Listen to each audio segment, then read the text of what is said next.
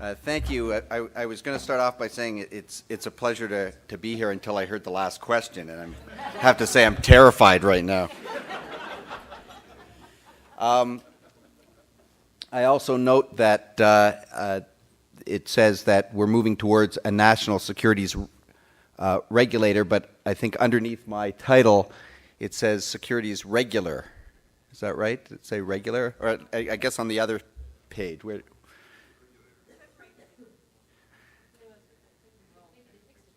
Yeah, I think they fixed it. Now, how do I go back here? Well, that's the presentation. The red one, okay. Okay. Anyways, I am a regular on the regulatory front.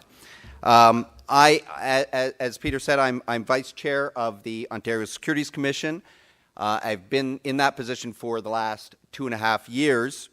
And before that, I was a litigation lawyer doing defense side enforcement work. So that's the perspective that I bring to the job. And I can assure you that it's been a very helpful background. This is a very exciting initiative for me and I think for the country. I have to say that we've been on the job for about a few months. It seems like we've been on the job for years and years. In fact, about 40 years. And this project is, as was said, a long time in the making.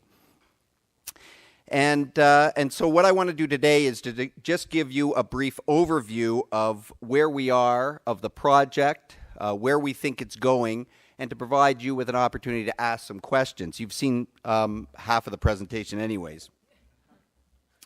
So I've been told all the time that that you should be careful about using PowerPoints. PowerPoints is a good way to distract people from what the speaker is saying, so I'm using a PowerPoint. Anyways, as an overview of what I'm going to do this morning, I'm going to talk about why, very briefly, why a Canadian securities regulator, some of the benefits and the risks, and many of you have talked about this issue, have been involved in the debate and the discussions about this issue, so those issues will be very familiar to you. The next issue that I'll touch upon is the mandate of the office that I am serving in, the Canadian Securities Transition Office. That's the short term, and there's a French word as well, French translation. It's the CSTO is what we're calling it, and its mandate, objectives, and schedule. The third area that I'll touch upon is the Securities Act, and the fourth is the transition plan itself. So why a Canadian securities regulator? I'm just going to quote the most recent of a number of think tanks on this issue, the expert panel on securities regulation, the Hawken report where a number of people in this room, Advocis for one, made some very powerful submissions. Their report came out in January of 2009. You know, I'm not going to read all of them, but the last point that is worth mentioning, positioning Canada for success in today's interconnected markets is critical. The challenges are too great and the opportunities too numerous to muddle through as before. And I think all of us in this room agree, regardless of whether we do it through increased regulation or not, what we need to do is to get our act as a country together, and that's what we're trying to do. The benefits of a Canadian securities regulator, in the context, and it has to be seen this way, as most of you know, in the context of regulation, securities regulation being a provincial responsibility historically, where there is 13 securities regulators, and the policy coordination across the country is really done through a consensus-based regime called the Canadian Securities Administrators. I should say, having been involved in the CSA, that it is a very effective body. There's no question about that. But it is a consensus body.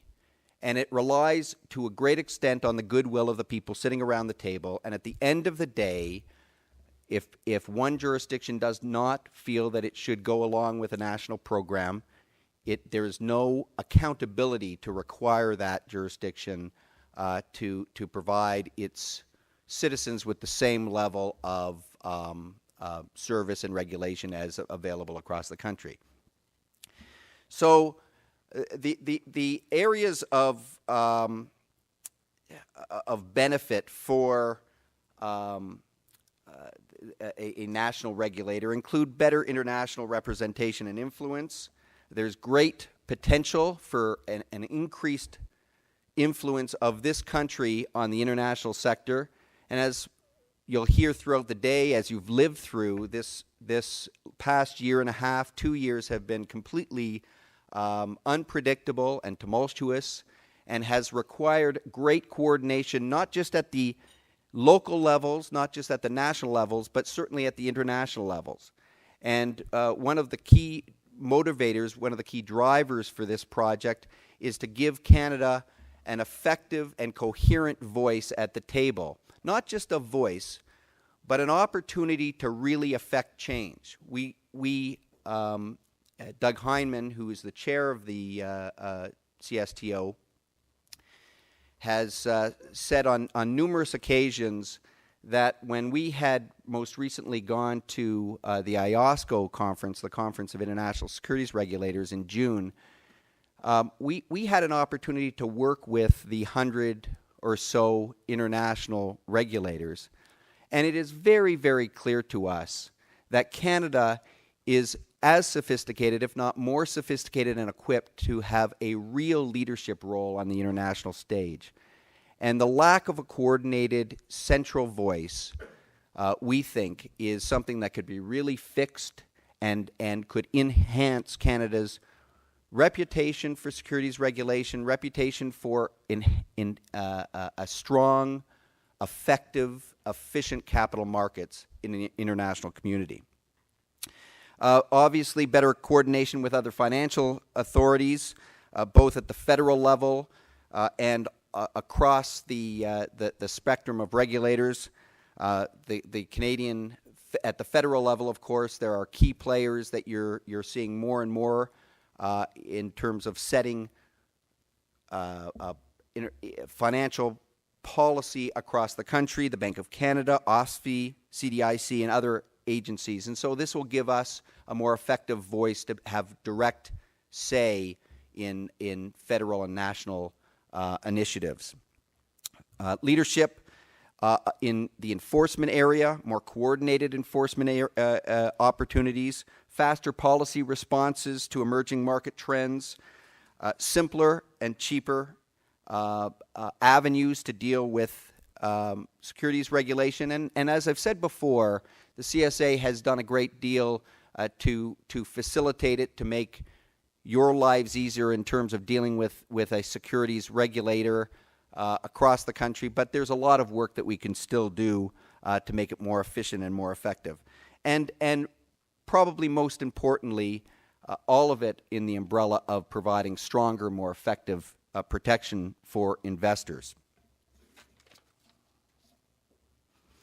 And there are, of course, risks of a national regulator. People have talked about it. People have warned the expert panels and of course us. That's bureaucratic overload, arrogance and insensitivity to regional issues.